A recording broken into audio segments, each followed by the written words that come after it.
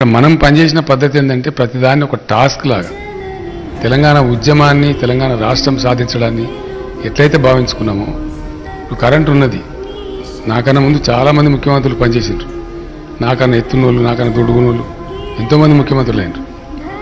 ఒకటి చిన్న ప్రశ్న మనం ఆలోచించుకుంటే తెలుస్తుంది ఎందుకు కరెంట్ ఇవ్వలేకపోయినారు ఏం కారణం ఇవాళ ఎక్కడికి వెళ్ళి వచ్చింది కరెంటు గతంలో అది వర్ణనాతీతమైన బాధ ఒక్కొక్క ట్రాన్స్ఫార్మర్ కాలిపోతే ఎట్లా డబ్బులు లంచాలి ఇవ్వాలా ట్రాక్టర్లు పెట్టుకొని ఎట్లా సబ్స్టేషన్ల కాడికి పోవాలి 4 రోజులకు వచ్చేది కాదు ఎవడ 5 ఎకరాల పొలం అయితే తప్పక 2 ఎకరాలు ఎండిపోవడే పారే సమస్య లేదు వేసిన పంట పూర్తిగా పండే సమస్య కూడా లేకుండా తెలంగాణ వచ్చిన రోజు నేను కొన్నిసార్లు ఏడ్చుకుంటూ రైతులకు దండం పెట్టి చెప్పింది మీరు ఆత్మహత్య చేసుకోకండి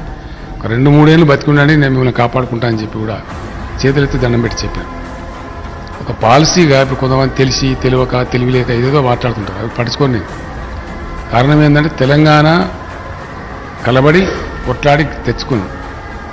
ఈ తెచ్చుకున్న తెలంగాణ నిలబడాలి ఎట్టి పరిస్థితుల్లో నిలబడాలంటే 100% గ్రామీణ ప్రాంతాలు చల్లగా ఉండాలి రైతులు బాగుండాలి రకరకాల బాధలు వాళ్ళకు ఉన్నాయి తొలగిపోవాలని చెప్పి రైతు బంధు రైతు బీమా లాంటి స్కీమ్ తెచ్చుకున్నాం 24 గంటలు ఫ్రీ కరెంట్ ఇచ్చుకుంటా ఉన్నాం